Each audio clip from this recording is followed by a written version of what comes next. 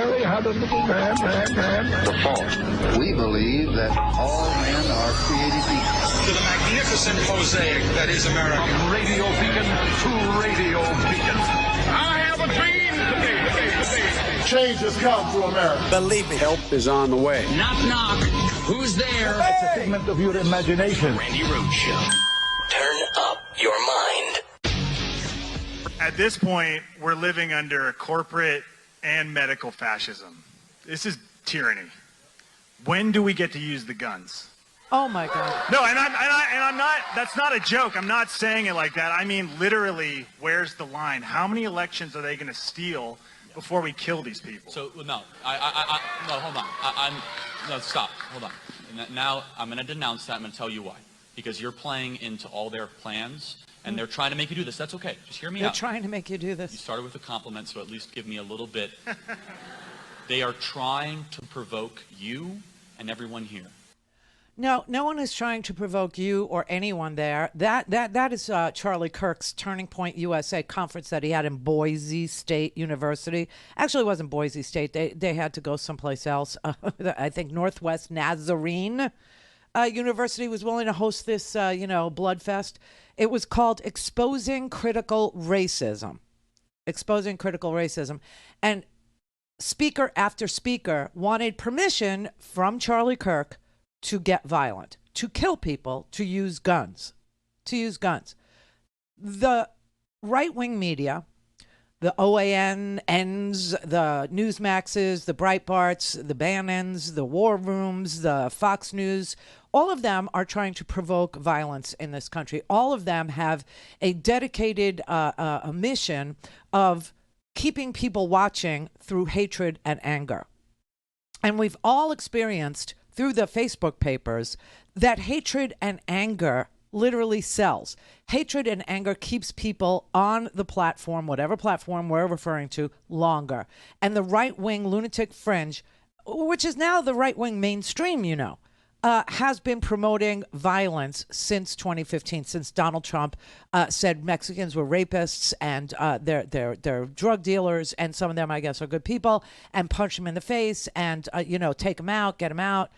All that violence, all of it. The guy who punched a guy in the face at one of the very early Trump rallies, Trump said he would get his legal bills. Remember, this was all to get people interested in Trumpism.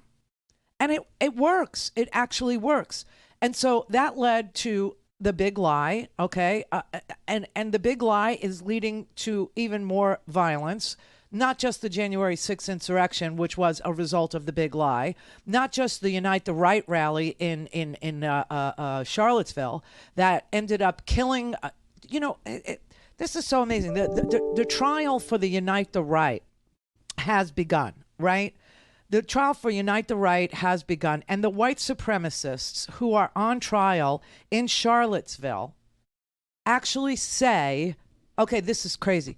There are defendants in the Unite the Right rally, defendants who did violence, defendants who beat up DeAndre Harris in the parking lot. We always forget about DeAndre Harris and how he got the crap kicked out of him in a parking lot.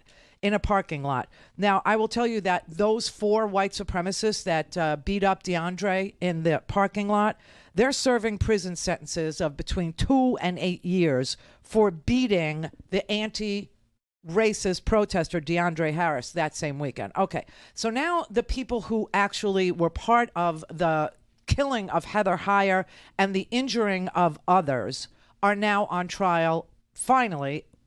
This happened in 2017, 18, 19, 20, 25, 4 years later.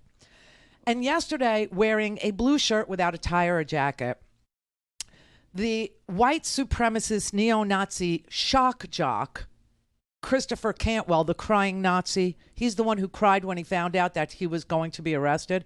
He showed up in his own defense yesterday, okay? And he gave his opening statement. And in his opening statement in front of the court, he name-checked Mein Kampf, he dropped the N-word, he plugged his far-right neo-Nazi radio show, He called himself good looking and a professional artist, and he screamed and blasted Antifa in a matter of minutes. And then he proceeded to say that he spends his evenings watching Tucker Carlson. And then he said, and I'm not a lawyer, but I'm the best attorney I can afford, and I didn't even stay at a Holiday Inn Express. He is literally mocking the court proceedings. He is literally doing that. He is saying to the court, I am a racist, and there's nothing you can do about it. I didn't conspire to get all these hundreds of people wearing the same outfit, everybody wearing khakis and carrying tiki torches and carrying shields and semi-automatic weapons, even though 24 of us organized the deadly Unite the Right rally. You can't convict me of conspiracy.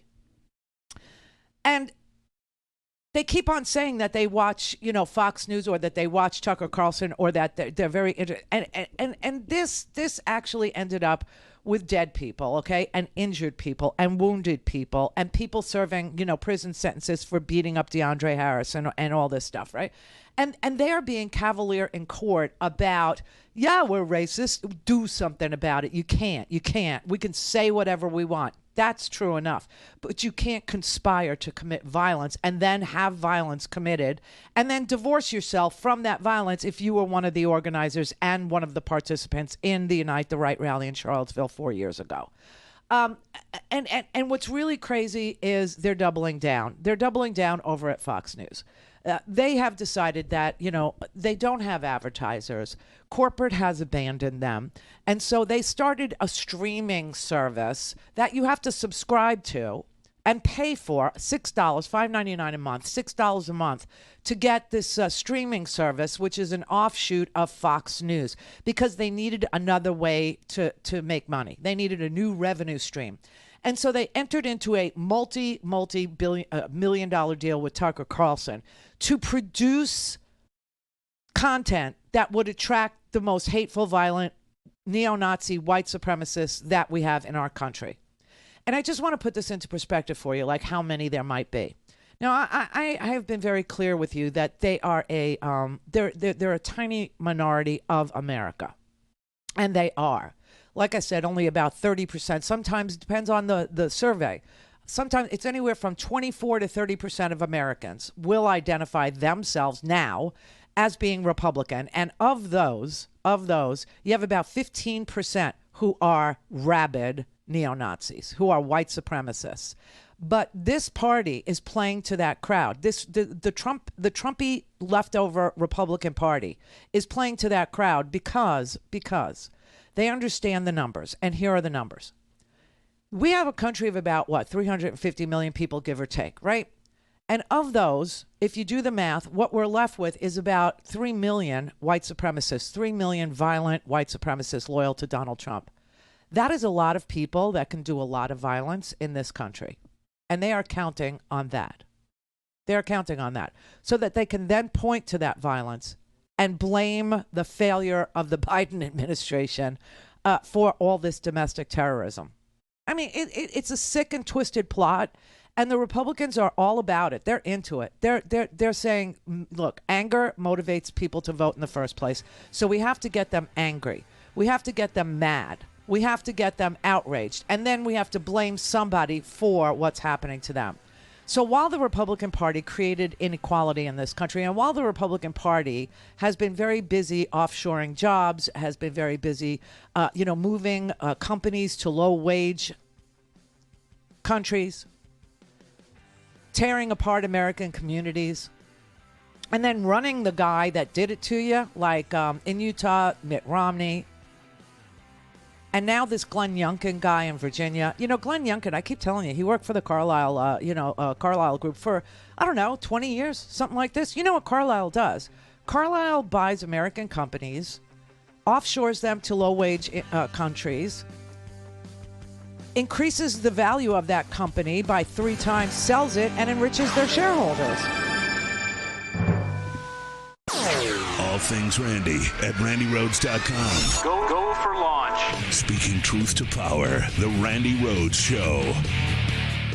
Why is Glenn Youngkin suddenly talking about critical race theory? Why do you think it is the issue to put your state back in Republican hands? After all, it's not taught in Virginia schools. Not one. Huh. We'll tell you why. But first, let's turn the clock back a few years to Lee Atwater, a Republican operative who used race to win elections. You start out in 1954 by saying by 1968 you can't say that. That hurts you, it backfires, so you say stuff like forced busing, states' rights and all that stuff. Like Atwater, Glenn is using coded language. Because in 2021, he can't get away with saying what he really wants to say. So if you see Glenn Youngkin talking about critical race theory, Critical race theory, critical race theory. make sure to let him know he's not fooling anyone. Any way you look at it, race is coming on the back burner. The Lincoln Project paid for and is responsible for the content of this advertising. I cannot believe the Lincoln Project is running ads for Terry McAuliffe. That is amazing to me. But, you know, it's offensive that Glenn Youngkin is using critical race theory as the backdrop for his campaign. And the reason he's doing it is because race and racism in Southern Virginia is a pull. It's something that makes people show up to vote. It always has. It always will. It's coded words for we hate black people. We hate people of color. It's the replacement theory that sparked Charlottesville, right? Jews will not replace us. And the whole race thing is a really good performer for the GOP. And that's why he's playing that card. But the other reason, and you should know, is to distract you from who he is. And the reason why this is important is because the election is next week. Okay? The votes will be counted next week.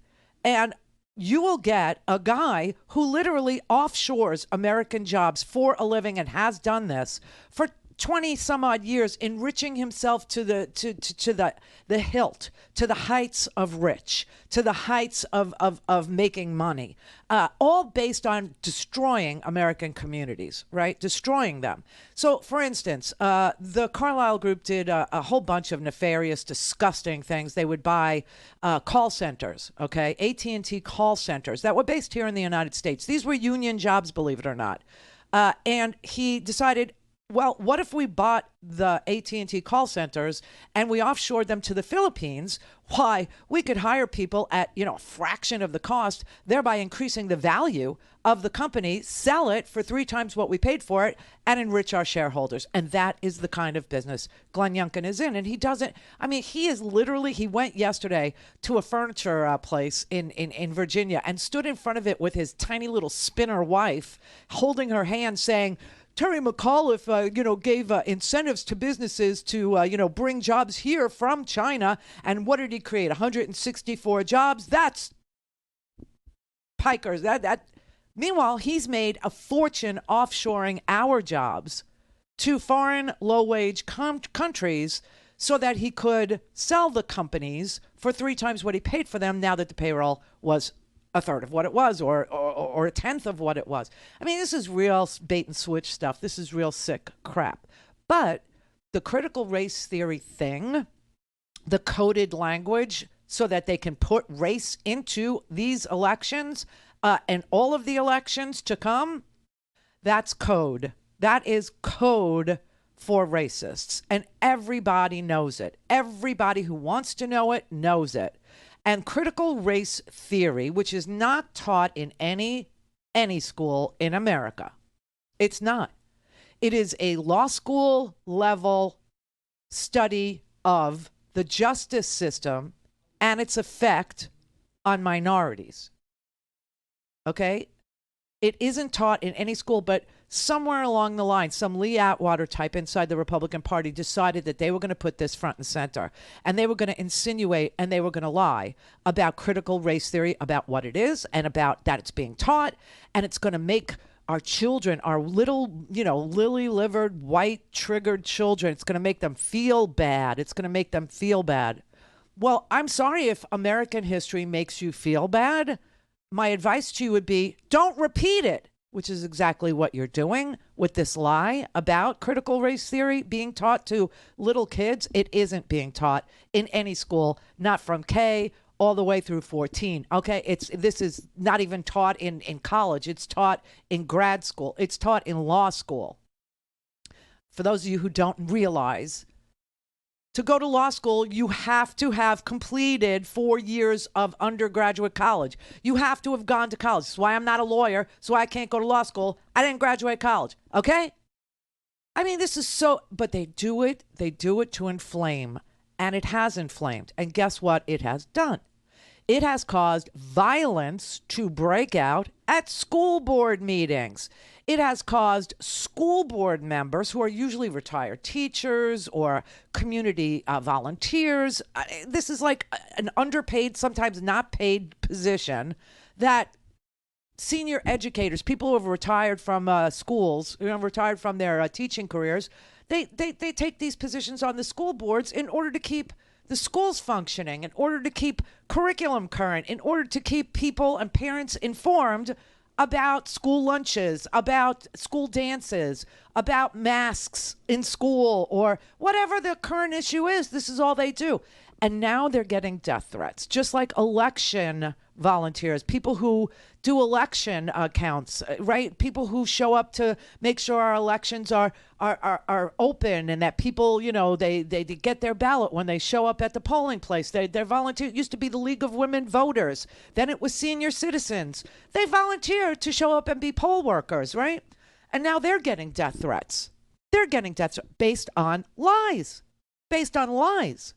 And the lies are literally causing this tiny little sliver of our American population, which does add up to a number of people, a large number of people. If you consider terrorism and domestic terrorism only requires, you know, a couple of hundred people in Charlottesville. And then you have dead people. Then you got some guy who was beaten within an inch of his life in a parking lot. And then you got some girl who not only, Heather Heyer, who was killed, but you have other people that were wounded by this car, okay, this Dodge Challenger that plowed it. And you know what the lawyers have in this case in Charlottesville, just so you know? They have terabytes, like 5 terabytes of digital information that these 2 female lawyers who are bringing this case under the Ku Klux Klan Act. Yeah, because the Ku Klux Klan Act allows for people to sue civilly for damages if they were members of a racist group that caused harm.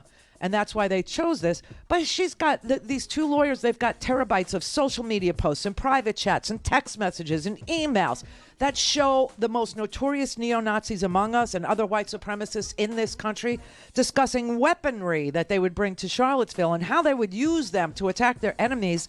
And also had pictures of them wearing riot gear and carrying shields and carrying their weapons, blah, blah, blah. But she also has messages from the defendants about running people over and doing whatever it takes for their cause, even if it meant jail time. And she was able to put it on a slide, their threats to run people over and the actual running of people over. This is what it's causing.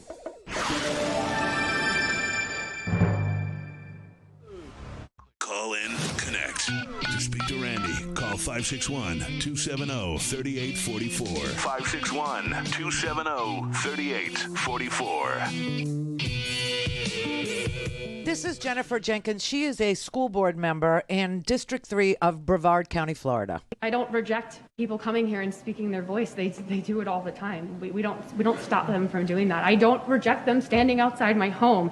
I reject them following me around in a car, following my car around. I reject them saying that they're coming for me, that I need to beg for mercy. I reject that when they are using their First Amendment rights on public property, they're also going behind my home and brandishing their weapons to my neighbors, that they're making false DCF claims against me to my daughter, that I have to take a DCF investigator to her play date to go underneath her clothing and check for burn marks. That's what I'm against, which is a credible threat and calculated. Okay, so according to the GOP, that isn't happening, okay? According to the GOP, there are no death threats being leveled at school board members. There are no death threats being leveled at election boards. There's no death threats being leveled at Wilton Manors elementary school teachers.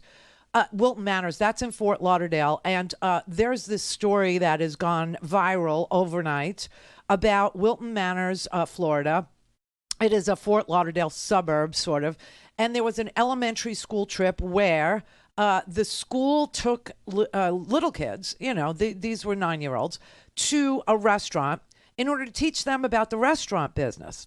And the kids go to the restaurant and they are taught about how the kitchen works. They're taught about how servers get their orders in. They're taught how to order. They're taught that when the check comes, how to pay the check. They're taught how to tip a server. They're taught about how to order things on the side, and blah, blah, blah. They use a special children's menu, and they go to this place called Rosie's in Wilton Manors. And it's fun. It's fun for the kids. They really, really enjoy it. All of a sudden, this right-wing lunatic fringe that's been activated by this critical race theory crowd, that something that isn't even happening, starts to get clued into the fact that Rosie's is owned by a gay man. Rosie's is owned by a gay man. And all of a sudden, this thing goes viral on the internet saying that it's child abuse to take 9-year-olds to a gay bar, and that the person, who chaperoned the group needs to be called out. This happened on Facebook, okay? The person who chaperoned the trip has been doing this trip with kids for 10 years. And the kids love the trip. They say it's a very cool experience. They really like it.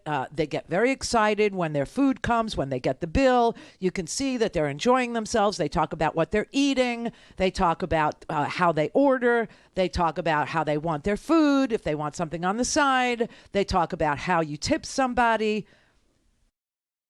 Now, all of a sudden, the person who chaperones, my mom used to be a school mom. Do you know that?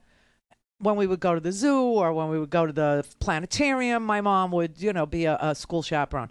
So now this school chaperone is getting so many death threats and calls that aren't even from Florida, and had to go to the police department because not just her, but her family is being threatened by these interlopers, but her friends, her family, they've gotten bigoted comments, they've gotten death threats. Here's the quote. I don't even want to say her name because God knows she doesn't deserve any of this. She said, "Sadly, I've recently been attacked with bigoted comments and death threats. My friends and family have also been targeted." She went on to say there is no place for such behavior. She has let the appropriate authorities know, and that this field trip has been taking place for nearly a decade. Nearly a decade. This is a 10-year field trip to a restaurant to educate kids about the restaurant business. But it happens to be owned by a man who is gay. And so this became viral on the internet that they took children to a gay bar. It's a restaurant, but they took children to a gay bar. First of all, the restaurant was closed to the public. The children ate outside, because of COVID and everything else. And the menu was a children's menu, special children's menu that the owner designs just for this particular field trip that happens every year for 10 years.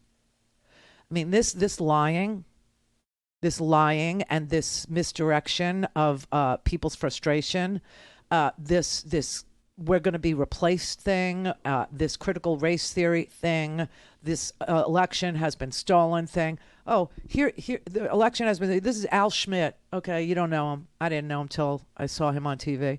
Al Schmidt is the election commissioner for Philadelphia, okay, for Philadelphia. I am a Republican, and I believe that counting votes in our democracy is a sacred responsibility. For doing my job, counting votes, I'd like to quickly share with you some of the messages sent to me and my family. Tell the truth or your 3 kids will be fatally shot. Oh my God. Included our address, included my children's names, included a picture of our home. Cops can't help you. Heads on spikes, treasonous Schmitz. Perhaps cuts and bullets will soon arrive at, provides my address, names my children, Rhino stole election, we steal lives. Now again, that's a Republican official whose work might otherwise go unnoticed at best, now living in fear for himself and his family. And his experience is only one of many that would not have been possible without misinformation and disinformation being pumped into the body politic by right-wing media, most notably by some of the biggest and most highly paid names under the Rupert Murdoch umbrella, like Tucker Carlson, who did this on his program last night. So tonight we want to premiere a trailer for a documentary we've been working on for about 6 months. It's about January 6th. We believe that it answers a lot of the remaining questions from that day. Our conclusion? The U.S. government has in fact launched a new war on terror. But it's not against al-Qaeda, it's against American citizens. So the lie is all devoted to making angry, frustrated white men, predominantly, into victims. And telling them that everyone, including the government, everyone, including the school board member, everyone, including a Republican election official, is out to get you. And now he's doubled down. Now, remember, we started by explaining to you the Charlottesville trial is underway, and that one of the Charlottesville defendants decided he's going to represent himself without a lawyer and decided to stand up, quote Mein Kampf, say he's a Nazi, say you can't do anything about it, and yeah, I watch Tucker Carlson, and I'm a white supremacist, and I'm proud of it. Tucker Carlson, like I said, can't get any corporate advertisers on his show. And so they've created this streaming service that you pay for, $5.99 a month. I mean, people are voluntarily paying to be brainwashed. This is quite a scam. Insinuating that the January 6th insurrection was done by the deep state. It was done by Trump's FBI. Yeah, Donald Trump was the president. It was done by his FBI. This is the Randi Rhodes Show. To speak with Randi, dial 561-270-3844. That's 561-270-3844.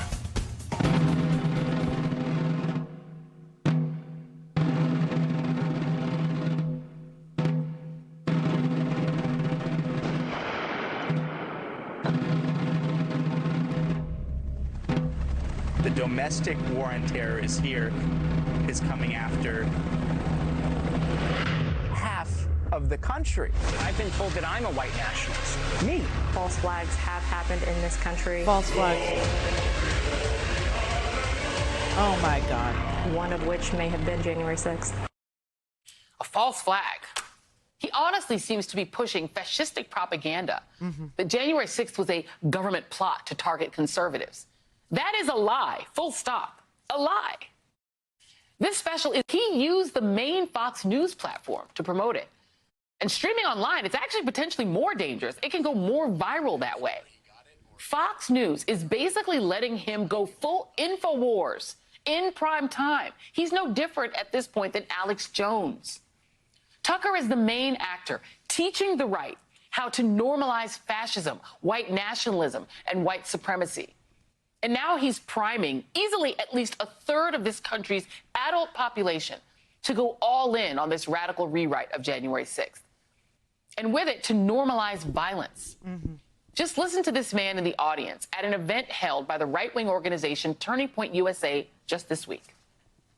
This is tyranny. When do we get to use the guns? No, and I'm not, that's not a joke. I'm not saying it like that. I mean, literally, where's the line? How many elections are they going to steal before we kill these people? So, no, no, hold on. No, stop. Hold on. And now I'm going to denounce that. I'm going to tell you why. Because you're playing into all their plans, and they're trying to make you do this.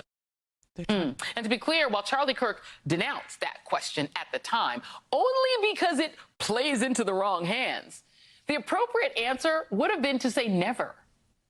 But there is no bottom for these people. No, there is no bottom. And that is why you need to support independent media. You understand that we are here only because there's a need for us to be here. And so Free Speech TV would like to ask you to donate today to support independent media if you can do so. We are going to match whatever you can do today up to $10,000 so that you can double whatever it is you can do. If it's $1, it'll become $2. If it's $10, it'll become $20. If it's $100, it'll become $200. All you have to do is call us at 877-378-8669 or donate online at freespeech.org or text us. Just text FSTV, Free Speech TV, FSTV to 44321. Thank you very much. I think you understand that the idea of not having any pushback to this kind of lying, to this kind of racism, to this kind of literally taking history and flipping it upside down so that up is down and down is up and left is right and right is left, saying that the Trump Justice Department, this is what you'd have to believe, made those people on January 6th, the Trump Justice Department made those people beat police officers, made those people smash the windows to the speaker's lobby, made those people chant, hang Mike Pence, made those people use American flags and crutches, and made those people dress up in with tactical gear, made those people use walkie-talkies, made those people do what they did. That's what they're selling now. And this can only lead down a very bad road for our entire country, even though it's a tiny minority of us that would do this kind of violence, that would call school boards and threaten their lives, that would call election officials and threaten their lives, that would go to the Capitol and engage in an insurrection, that would beat police officers, that would, heave ho and crush police officers, that would, show up in tactical gear, that would run over protesters after bragging on various media, Discord and Facebook, that they want to run people over because white supremacy. We're now supposed to believe that this is all a plot. It's all a false flag. The whole thing was orchestrated by Trump's Justice Department, which conveniently is going to be a fact left out of the explanation that the FBI made you do this violence, which is sick. It's just, it's sick. Carl Cameron, who is no friend of mine, worked at Fox News for years.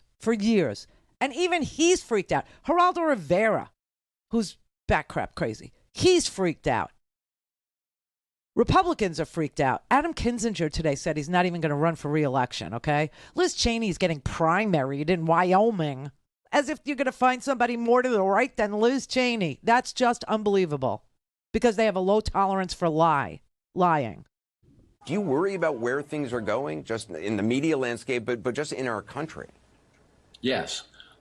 In the media landscape, I think it's important that we talk about social media particularly, because the combination of a no-holds-barred cable news and then social media, we're in trouble. And people are going to deeper and deeper silos and hiding away. This is not how a democracy works. This is not how a country functions. It's not good for business. It's not good for corporations. It's not good for small businesses. It's not good for state after state after state that's struggling with countless problems. It makes no sense. And those who are propagating it recognize, in many cases, I think so many of the members of Congress, Republicans who are sort of following along with Trump, and an awful lot of folks around the country, they know that what's happening is wrong.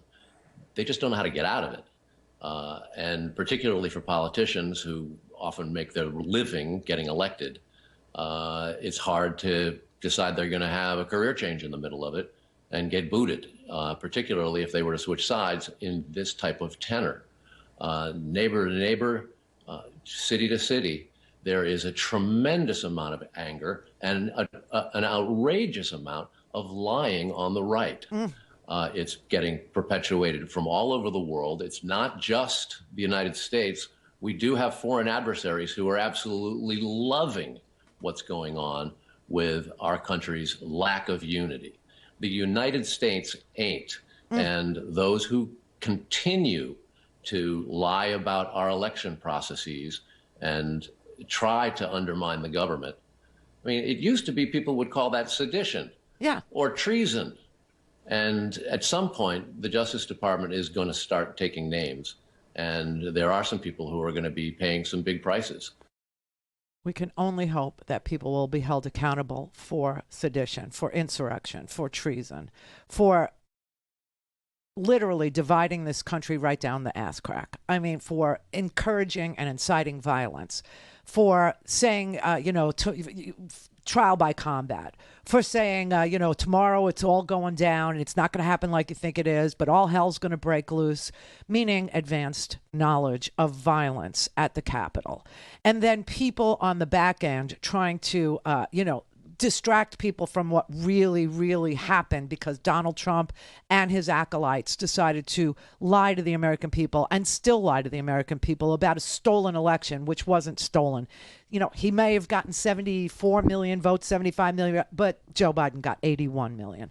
And that's called winning. And they're so incensed about losing. They're such bad losers that they have to blame somebody for an election they lost. And they have to blame somebody for the violence that ensued because they lied to those people that they lost. They lied. Donald Trump had an op-ed piece in the Wall Street Journal yesterday. An op-ed in the Wall Street Journal with a laundry list of lies, easily disproved, debunked lies about the election. The Wall Street Journal, I always say, is a great newspaper if you stay away from the opinion page, the op-ed page, right? Donald Trump was published by the Wall Street Journal, and the reporters at the Wall Street Journal who work feverishly to debunk these lies are beside themselves at the editorial board for giving him a platform, because he's been deplatformed everywhere else, but giving him a platform at the Wall Street Journal to spread and continue this big lie. The reporters, who are excellent reporters, I've always told you that. There's nothing wrong with that newspaper except for the op-ed page, which is run by a right-wing editorial board. They said, well, the fact that a president is crazy, an ex-president is crazy, the fact that the ex-president is this unbelievable heavyweight champion liar, that's news. That was their excuse. Donate. Mary had a little man. The fault. We believe that all men are created equal. To the magnificent mosaic that is America. From radio beacon to radio beacon. I have a dream. Change has come to America. Believe me. Help is on the way. Knock, knock. Who's there? It's a figment of your imagination. Randi Rhodes Show. Turn up your mind. Critical race theory is nothing more than state-sponsored racism, and it should be opposed by every American of every race and creed and color in every school in our land. It isn't taught anywhere. No school. No school at all. This is meant to inflame. This is a dog whistle. This is, coded racial hatred. That's being spewed, just like Donald Trump said, Mexicans are rapists and caravans are coming and they're sponsored by George Soros. And this caused violence. This caused people to attack. This caused people to kill people. El Paso. We have seen so much domestic terrorism in this country that has happened because a small number of us are being brainwashed by lying that goes on at the very top of our government, lying that continues to be published in the Wall Street Journal op-ed page, lying about stolen elections, lying about hydroxychloroquine, lying about critical race theory being taught in school. I mean, the lies are endless, and they're deadly, and they're dangerous. It's an amazing thing. We've lost, here in Florida, we lost 60,000 people to COVID, 60,000 people. That is the third worst death rate in the country. And the governor of Florida is out there today going, hey, we have like no COVID in Florida. We have like no, yeah, after 60,000 people died because they went unvaccinated because you told them that they could get monoclonal antibodies, or you told them that, hydroxychloroquine, or you told them ivermectin, and you hired a surgeon general for the state of Florida who literally will not wear a mask around women who are trying to recover from breast cancer. I mean, it's just as a sick situation. The lying is so out of control, and it's killing so many people, and it's literally causing violence in schools, violence at school board meetings, violence and everyone that wants to run for president. That's why I started with Mike Pence. Everyone that wants to run for president, and some of them are senators, like Ted Cruz of Texas and Tom Cotton of Arkansas, are all perpetuating the lie and using hearings, Senate hearings, featuring the Attorney General of the United States, who needs to testify about keeping people safe in this country, as a prop. That is what happened this week. There was a hearing where Merrick Garland, last week, I guess it was, I think it was last week, he went to the House, and then this week he went to the Senate, and you can't believe the way that they put words in his mouth. You can't believe the way that they lied about the lack of evidence for violence that has happened in California at the school board, Georgia at their school, state of Florida, obviously, Illinois, Michigan, New Jersey, Ohio, Tennessee, Texas, Washington State, Wisconsin, Wyoming, and Loudoun County, Virginia. The violence at the school board, the death threats against school board members, we've been talking about it for more than a month now because it was so odd. It was so strange. It was like a new feature of conservatism now, was that they were organizing, and by they I mean the Koch brothers, Americans for Prosperity, the former Tea Party creatures. They were organizing a bunch of lunatic, fringy people to believe that their children were being taught to feel badly about themselves in a course known as critical race theory that's only taught in law schools. I mean, and the masking, right? It was medical tyranny. It was medical tyranny to protect your child's life, to protect a teacher, to keep a school from turning into a massive petri dish because we didn't have vaccinations for kids 12 and under. Now we do. The FDA today just authorized vaccines for 5 to 11, Pfizer. So we can start vaccinating our kids. Now, here's the thing. Because of the extraordinary efforts at lying about the vaccine and lying about COVID and lying about masks and lying about hydroxychloroquine and lying about ivermectin and the whole, every aspect of it, lying about it. So now you're going to have about a third of parents in this country who can't wait to get their kids vaccinated. You're going to have a third of parents who are going to say, I want to wait and see other kids get vaccinated before I vaccinate my kid. And you're going to have a third of parents who will never vaccinate their kids. It's always going to be a third. I'm telling you, we have 30% of this country that is literally fooled,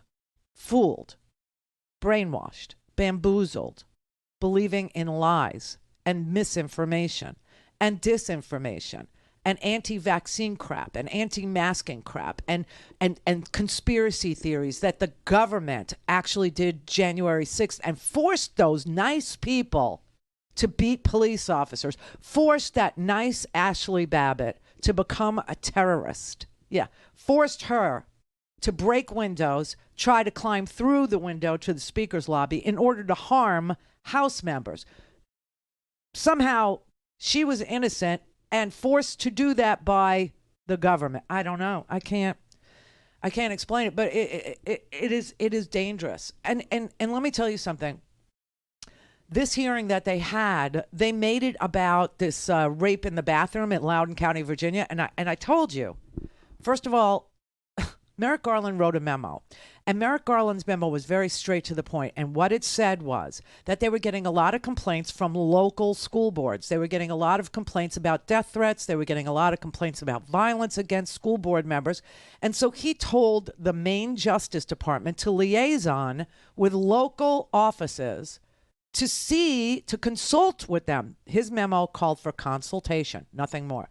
To consult with local offices of the FBI to find out how much of this was real, how much violence, how many death threats, what locales, and to report back about the level of violence that school board members locally were facing. That's what his memo said. And this turned into, this is all about a girl who got raped in a bathroom, and you're trying to cover up bathroom rape. You're trying to cover up a transgendered student raping a girl, a female, in the girl's bathroom, and he used his skirt to go into the female's bathroom to rape. It couldn't be further from the truth. These two 15-year-olds. The story is very, very simple. These two 15-year-olds, 15-year-old girl, 15-year-old boy, they were dating each other. They were, having sex. They had had sex twice before this, and they had always met in the girl's bathroom to have sex at school. And they were exchanging, messages on Discord and text messages with each other of a very sexually charged nature, talking about all kinds of sex that they wanted to do to each other, blah, blah, blah. And they arranged by text, to meet each other again, as they usually did, in the girls' bathroom at her high school. And they did meet in the bathroom at Stonebridge High School in Ashburn, Virginia. That happened on May 28th. She's testified because there's been a juvenile court trial already. Okay? And so her testimony is that she has had sex with this guy before, that they always met in the bathroom, the girls' bathroom, and that they had arranged to meet in the bathroom yet again. It had nothing to do with anybody's sexual orientation or how they dressed or anything like that. In fact, it never even came up in the juvenile court hearing where she testified. Now, she got to the bathroom, she wasn't feeling well, and she told him no. And he started to manhandle her and flipped her over and started having sodomy with her. And that is why he is guilty and was adjudicated guilty. Because no means no. But this made-up story about his skirt... This is the Randi Rhodes Show. To speak with Randi, dial 561-270-3844. That's 561-270-3844. So you keep citing the school board letter and news reports. Right. One of the news reports cited in that letter, which you presumably mean, is from Loudoun County, Virginia. No, that is not what I was talking about. Well, you keep citing news reports, and that's the most prominent news report that anyone in America has seen. That refers to Scott Smith, whose 15-year-old daughter was raped. She was raped in a bathroom by a boy wearing girls' clothes, and the Loudoun County School Board covered it up because it would have interfered with their transgendered policy during Pride Month. That's and ridiculous. That man, Scott Smith, because he went to a school board and tried to defend his daughter's rights, was condemned internationally. Do you apologize to Scott Smith and his 15-year-old daughter, Judge? What? Senator, anyone whose child was raped is the most horrific crime I can imagine, and is certainly entitled and protected by the First Amendment to protest to their school board about this. But he was cited by the School Board Association as a domestic terrorist, which we now know that letter and those reports were the basis for your... Senator, this is that's wrong. Shameful. Judge, this is shameful.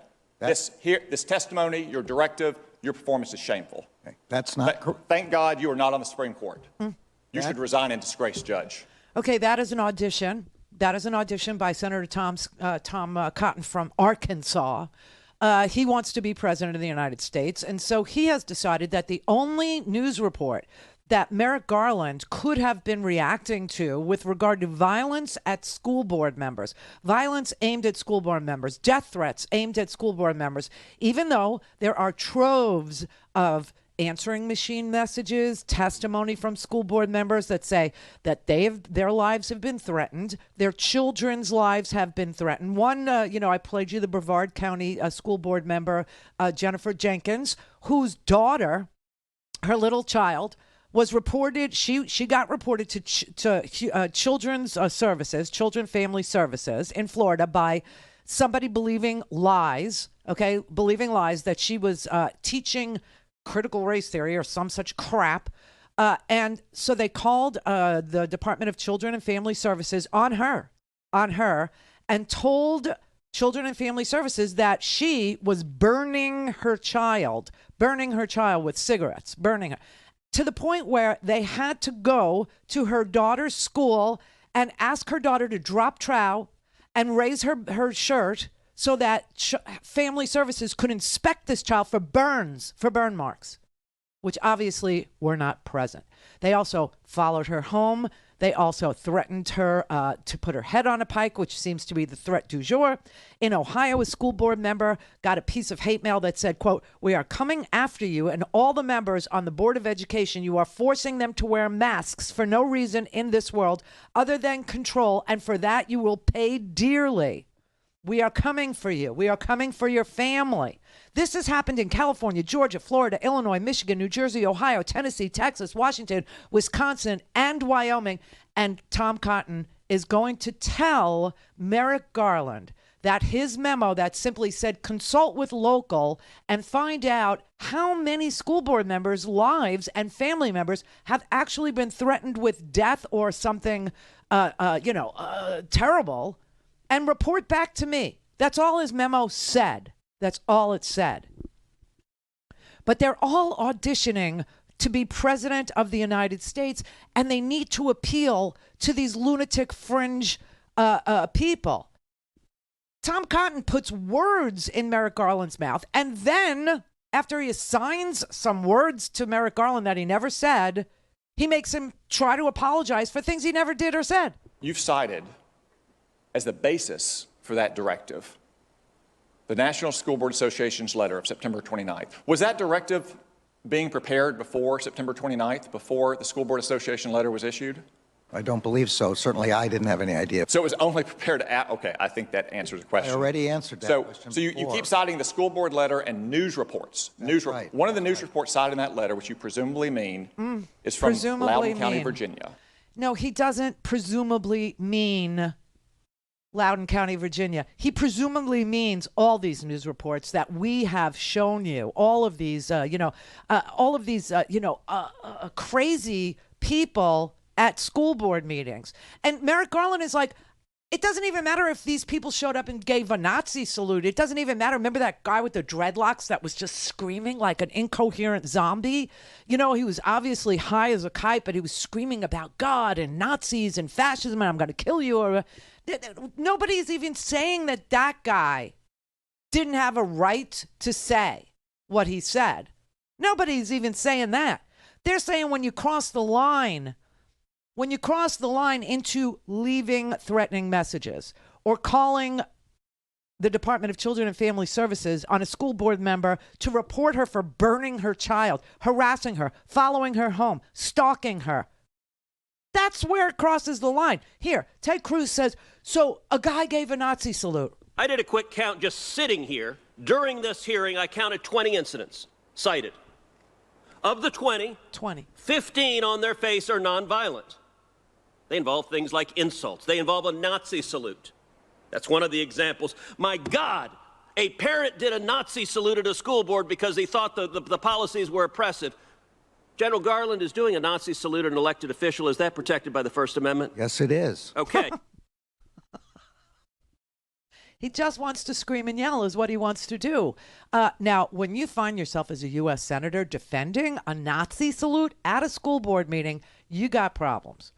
But that he is screaming about a Nazi salute as being some sort of a an instigator of Merrick Garland writing a memo saying, hey, consult with local and report back to me and tell me how many incidences do we actually have of school board members receiving death threats. And Merrick Garland says, no, of course, you could do a Nazi salute. This is America. You could do it. It's, kind of ugly, but you could do it. I mean, that's not anything that we're responding to. We're responding to violence. We're responding to threats of violence. That is what we're responding to. That is what I'm looking into. We are only trying to prevent violence against school officials. Thank you. We are only trying to prevent violence against school officials. Thank you. Let them scream and yell at him. And he just kept on saying, this is not about Nazi salutes, and it's not about screaming, and it's not about yelling, and it's not about, people, objecting to something that isn't being taught to their children, being taught to their children. It has nothing to do with any of this. This has to do with violence. This has to do with threats that were left on people's messages, on their phones. We're coming after you. We're going to put your head on a pike. We're going to kill the whole Board of Education. We're going to, that's what it has to do with. And it has nothing to do with what happened in the bathroom in Loudoun County, which was between two kids who obviously had sex in the bathroom before consensually. But on this particular day, she said no, which is her right. And this boy didn't take no for an answer, and that makes it rape. But this has nothing to do with gender identity and nothing to do with bathroom bills, because there was no bathroom bill when it happened. Call in, connect. To speak to Randi, call 561-270-3844. 561-270-3844. Well, happy Halloween this weekend to everybody. I hope you got candy. I hope you did. I should Instagram Laura's house across the street. Oh, my God. Every year is it's crazier than the year before. This year, there's a grave digger. There's a grave digger who talks. He's 10 feet tall. There's a werewolf who's about 12 feet tall who howls all night long. And there's a witch with a raven. There's a cemetery with hands coming out. And there's lots of dead babies. But you know what's scarier than all of that? And believe me, her freaking Halloween celebrations scare me to the core. Every year I tell her, I don't like this. I don't like it. What scares me more is not having independent media. What scares me more is not having people who care so much about this country getting their crap together every day, doing hard research for you, finding the truth of these lying stories that are being spewed all over right-wing media outlets, all over the internet, all over, the Daily Wire and Ben Shapiro and Tucker Carlson and Breitbart and Bannon. And it's like an onslaught. It's an onslaught of fact-free ranting, fact-free racism, fact-free hatred. And what scares me is a world without being able to answer that with facts. What scares me is not being able to tell you this story, especially the Loudoun, Virginia one, or the death threats to school. This story is made up out of whole cloth to drive people to violence, to drive people to make it so that no one will serve on a school board. No one will be an election supervisor. No one will want to do anything at the polls. No one will want to show up for, making sure we have free and fair elections, because these are unpaid volunteer positions that people in our community show up to do every time we need them. And now you have organized big business who wants to stop all progress in the United States and figures they can do that by rigging elections and by violence at the school board, where they can then take over the school board with people who are friendly to the white supremacist vision, or privatize school and just get rid of public school. This is what the big money in this country wants to have happen. This is what the big money in this country is banking on. No government and no school, no public schools. And so if you support the idea, just the idea, that there might be some lying going on some news networks, and that there might be a place where you could actually get the truth backed up by documents. Because every day we put out the homework, every day I show you every single thing I'm reading and relying on in order to tell you these are lies. I show it to you every day, for free. If you support that idea, then you need to donate today at freespeech.org. If you support that idea, then dial 877-378-8869.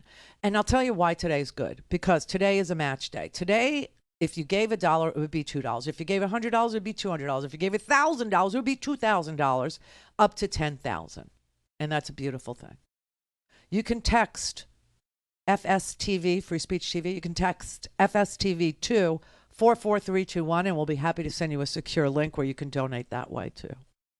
But this is really getting to critical mass. You do have a third of this country that are believing the worst things about Americans, the worst things that could possibly be believed, that your government is out to get you, that your government staged the insurrection. Your government did it. Trump's government did it.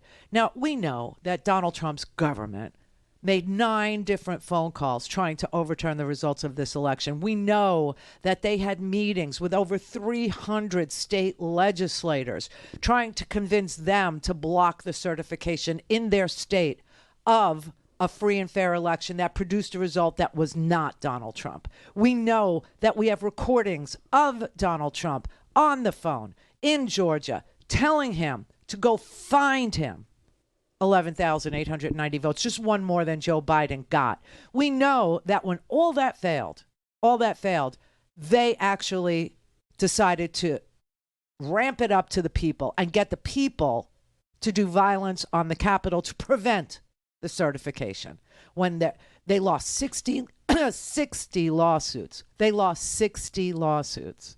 They had no evidence of anything fraudulent. They had no evidence of any vote rigging. They had no evidence that any machine did anything untoward, flipped any votes. They had no evidence to support any of their allegations in 60 different court cases.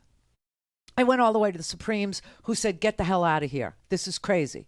You had the Attorney General of the United States, who was willing to do a lot of dirty stuff for Donald Trump to cover up the Russia collusion, that Roger Stone was coordinating the release of the hacked documents, the hacked emails from Hillary Clinton's private server that the Russians got. The Russians hacked into the DNC, and they gave all that material to WikiLeaks, and Roger Stone coordinated and the release of them, depending on how much crap the media was able to report about Donald Trump. We had tapes of him saying, you could grab him by the P word. You could do whatever you want. Release more emails and focus them on. It's been like this for almost 6 years in this country.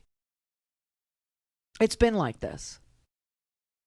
Just lies and deceit.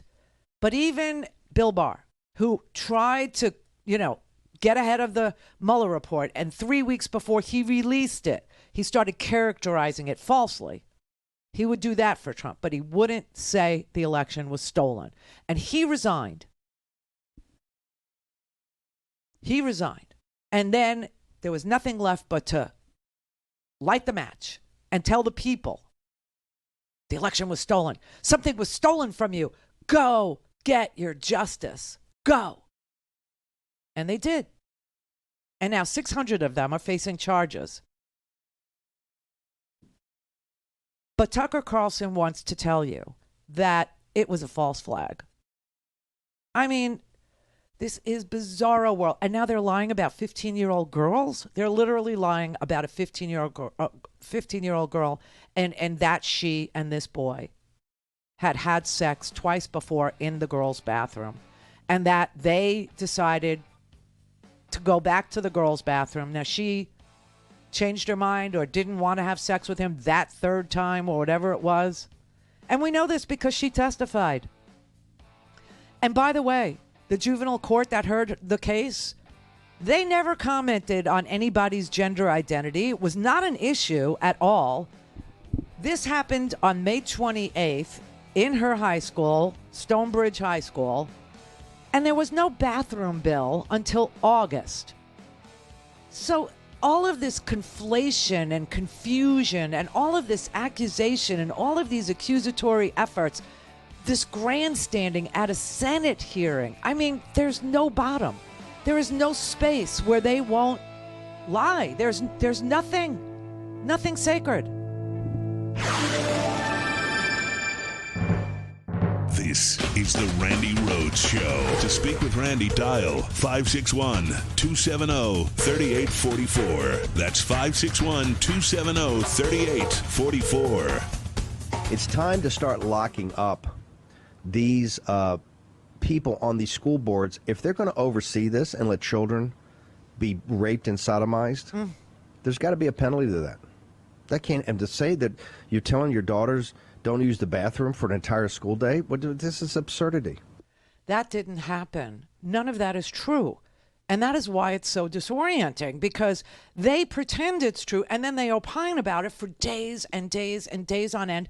And then their sycophantic senators repeat it to the Attorney General of the United States. You're covering up a rape of a girl. You want to know where rape really happens in this country? Do you want to know? The military. That's where rape happens, and it's covered up. That's where rape, when it's reported, retaliates against the person who reports the rape. You know where else rape occurs in this country? Liberty University. Liberty University. Yes, Jerry Falwell's university. The moral majority, okay? 12 plaintiffs were suing Liberty University, accusing them, girls, were accusing them of deliberate indifference, retaliation, and negligence concerning their sexual assault cases. Guess what it is now? Now it's 22 women are suing Liberty University for the same thing. 22 of them. They say that they have accused the university of deliberate indifference, hostile environment, retaliation against them, negligence concerning their sexual assault cases. It's been filed in the Eastern District of New York. And when it was filed with the 12 plaintiffs, 10 additional plaintiffs signed on, making for a total of 22 assault charges against Liberty University for blaming them for their own rape, okay? Baylor University, another evangelical university. You know the story of Baylor, right? Baylor University, there was gang rape at Baylor, okay? The football team gang raped a volleyball team member. And Baylor tried to bury it. They tried to, pretend it never happened. This is crazy. And some of the schools like that, and there's another evangelical college called Moody University. I think it's in Georgia. And they covered up rape accusations from their campus too. Okay, and now ProPublica releases a report, and it says that when girls would report to these evangelical schools that they had been raped or assaulted or gang raped by the football team or whatever, that the administrator of the school would say to the girls, "Well, why did you go to the party? Or how much did you have to drink? Or what were you wearing?" I mean, this is just crazy, right? Oh, I'm sorry. Moody Bible School is in Chicago. It's in Chicago. And the school administrators there shamed the girls after they, plural, reported being assaulted. And stories of gang rape were part of the investigation, at Baylor, right? And then the Baylor football coach, he said, "I didn't know about it." He got fired in 2018. I mean, this is madness. And it's like the conservatives know that these evangelical schools cover up gang rape, they cover up rape, they cover it up, they blame the girl, they practice gross negligence, and so they say, "Oh, let's turn this on Attorney General Garland," as if he's somebody that would do such a thing. They know this as well as I know it. They know all this. Tom Cotton knows it. Ted Cruz knows it. John Cornyn of Texas knows it. Oh, and there's another in Texas. So there's no exception for rape and incest in the Texas vigilante bill, right? Which, by the way, I think will be argued on Monday at the Supreme Court. And he said, well, that's because rape is a crime and we're going to abolish it. We're going to end it. And, you know, Texas has the most outstanding unsolved rape cases, I think, in the whole country. So if you want to talk about rapiness being a feature of one political party, I'm all for it. Andy in California. Oh, Randy. Listen, if Merrick has to go back in front of a senator of the House again, would you please call him and coach him? He should respond to Ted Cruz like, my God, Ted, what are you doing? Running for president? Yeah, I know. It's just not his. It's not his style. He is a even-tempered, moderate dude who just sits. You know what I mean? I get it though. We need some fight. We do. We need some fight. Yes. We need somebody to shame them when they do shameful things. Absolutely. And don't you think if him saying, what are you doing, running for president, that would get played over and over and over again? Seriously, it would. Yes, it would. But then they would accuse him of being political or having a horse in the race, and he's not a neutral arbiter of justice. You know how that goes. So there's no winning that particular thing. But you remember Bill Barr? Yeah, I think spying did occur. Yeah. You remember him? I mean, yeah. So Garland is not from that cloth. He's cut from a very even-tempered, moderated personality. Do you know what I'm saying? But yes, someone. Well, let me play you Cory Booker so you can feel a little bit better. You know about what he reminded me of? He reminded me of, I don't know if you're going to get this reference, Milton from Office Space, but my stapler, but while the boss is just yelling at him, he's just, but he does need to be coached up big time. A little bit, yeah. But you know what? You don't want him to have a combative persona, because then they would say he's not a fair arbiter of the justice of law, you know. But here, Cory Booker did a nice job of cleanup after all this. Listen. If someone's to read the actual letter, you are literally saying, as the leader of the highest law enforcement office in the land, that you protect spirited debate. Yes. That you think, though, given the climate of school violence in America, I've met with victims from Parkland. Mr. President, I'm sorry. I have watched Republican after Republican go over time, and I know you're gently banging that gavel, but I've watched all today. My colleagues violate what you said at the beginning was a strict time limit. And I would ask you to afford me 2 more minutes. Is there objection? No objection. Look, the room is empty, just so you know. Have you met with Parkland survivors? I met with survivors at the White House. Yes or no? I think you've met with survivors of school violence. I met with the Parkland families. Yes. Do you have a responsibility in a climate of threats and violence taking place at schools? Do you have a responsibility to convene strategy meetings to try to make sure we do not have eruptions of violence in the country? Is that a responsibility of the federal government? Yes, our job is to protect Americans. Our job is to protect Americans. Anyway, the memo that he wrote, it says, there's been a disturbing spike in harassment, intimidation, and threats of violence against school administrators, board members, teachers, and staff who participate in the vital work of running our nation's public schools. While spirited debate about policy matters is protected under our Constitution, that protection does not extend to threats of violence or efforts to intimidate individuals based on their views.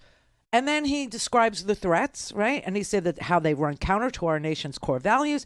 And then his call to action is coordination and partnership with local law enforcement to implement measures for the benefit of our nation's nearly 14,000 public school districts. To this end, I am directing the FBI, working with each United States attorney, to convene meetings Ooh, scary. Meetings with federal, state, local, tribal, and territorial leaders in each federal judicial district within 30 days of this memorandum. These meetings are to facilitate discussions of strategies for addressing threats against school administrators, board members, teachers, staff, and will open dedicated lines of communication for threat reporting, threat assessment, and threat response. Ooh. That's going to chill something like free speech. They made up out of whole cloth what he was reacting to. Tom Cotton, Ted Cruz, John Cornyn, and the rest of these Republican front-running phonies decided that what Merrick Garland was responding to was this particular incident in Loudoun, Virginia, which I've already debunked for you as being a boyfriend and a girlfriend who always met in the bathroom. But this time she said no. No means no. And he's now been found guilty of not respecting her no being no. Okay? They made this up. They're making up CRT. There is no critical race theory being taught in any school, just to agitate, just so that they can dirty up Merrick Garland, because Merrick Garland has to prosecute Steve Bannon. Happy Halloween.